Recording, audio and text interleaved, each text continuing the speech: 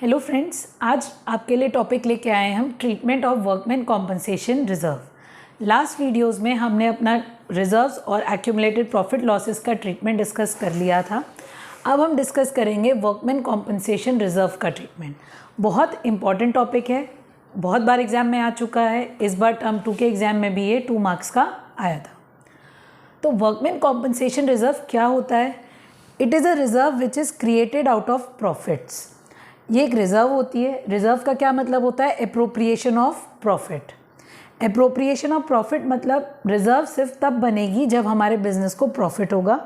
अगर हमारे बिजनेस को लॉस होता है तो ये रिज़र्व क्रिएट नहीं होती है। So the reserve is created out of profits for compensating the workers. Workers को कॉम्पनसेट करने के लिए ये रिज़र्व बनाई जाती है।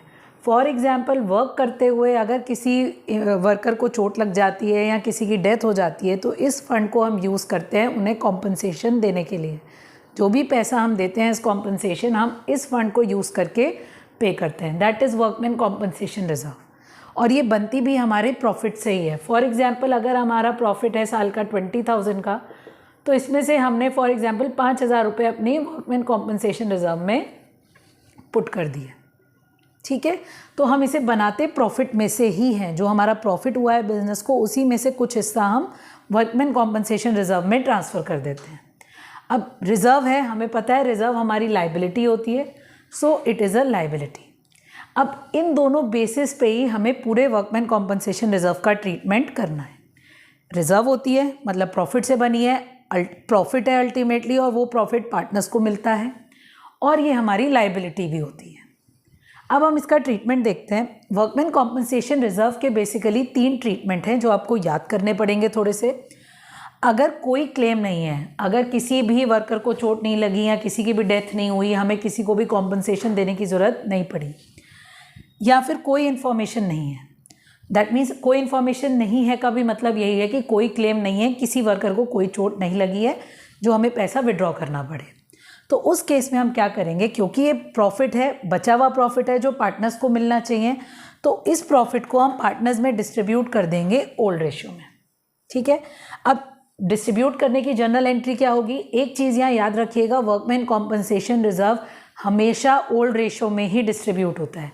हो सकता है क्वेश्चन में ओल्ड रेशियो हो, न्यू रेशियो, सैक्रिफाइसिंग रेशियो हो, हमें वर्कमैन कॉम्पनसेशन को सिर्फ और सिर्फ ओल्ड रेशियो में ही डिस्ट्रीब्यूट करना है। तो हम इसे डिस्ट्रीब्यूट करते हैं ओल्ड रेशियो। जर्नल एंट्री क्या होगी? जर्नल एंट्री बिल्कुल सेम है जैसे हम बाकी प्रॉफिट्स की हमने जर्नल एंट्री पढ़ी है पहले। तो प्रॉफिट को हम डेबिट करते हैं, पार्टनर्स को क्रेडिट करते हैं। तो यहाँ प्रॉफिट का नाम है हमारे पास workman compensation reserve debit to partners capital account, और इसे आप डिस्ट्रीब्यूट करोगे ओल्ड रेशियो में।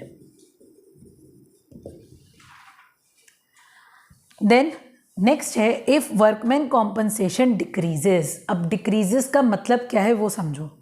हमने रिजर्व में पैसा बचाया था 10,000 रुपये और क्लेम हुआ है 6,000 का, मतलब अगर किसी वर्कर को चोट लगी तो हमें उसे 6,000 रुपये देने पड़े इस साल। पैसा बचाया था 10,000, वर्कमैन को चोट लगी तो कॉम्पनसेट करना पड़ा 6,000। 10,000 थे, 6,000 रुपये का हमने कॉम्पनसेशन दे दिया। अभी भी रिजर्व में पैसा बच गया। कितना पैसा बच गया रिजर्व में? 4,000। जो ये पैसा रिजर्व में बच गया, इस पैसे को फिर से, क्योंकि ये पार्टनर्स का ही प्रॉफिट है, प्रॉफिट से रिजर्व बनी है, हम उस प्रॉफिट को फिर से डिस्ट्रीब्यूट कर देंगे पार्टनर्स में। कौन से रेशियो में डिस्ट्रीब्यूट करेंगे? अगेन ओल्ड रेशियो में डिस्ट्रीब्यूट करेंगे। एंट्री कैसे पुट करेंगे?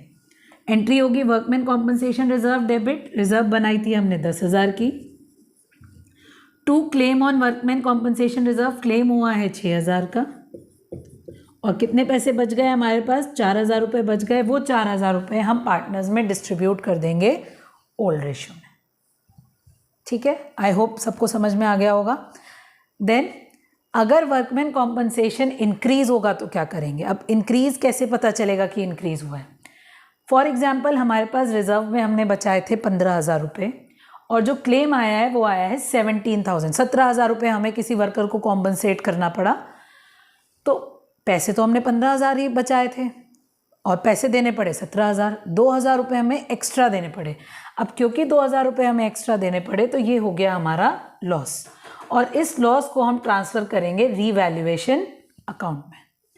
तो अब एंट्री कैसे करेंगे? वर्कमैन कॉम्पनसेशन रिजर्व है हमारे पास 15,000, लॉस हुआ है हमें 2,000 का और क्लेम आया है इसमें 17,000 का।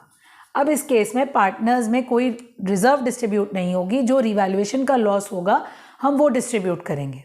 रिवैल्यूएशन अकाउंट हम आगे आने वाले टॉपिक्स में कवर करेंगे। अभी तो आपको बस ये याद करना है कि कोई इन्फॉर्मेशन नहीं है तो पार्टनर्स में डिस्ट्रीब्यूट करोगे ओल्ड रेशो में, वर्कमैन डिक्रीज होगा तब भी पार्टनर्स में डिस्ट्रीब्यूट करोगे ओल्ड रेशो में, और अगर वर्कमैन इंक्रीज होगा तो हम उसे शो करेंगे रिवैल्यूएशन अकाउंट में। इसके क्वेश्चंस मैं नेक्स्ट अपनी वीडियो में कवर करूंगी। Thank you.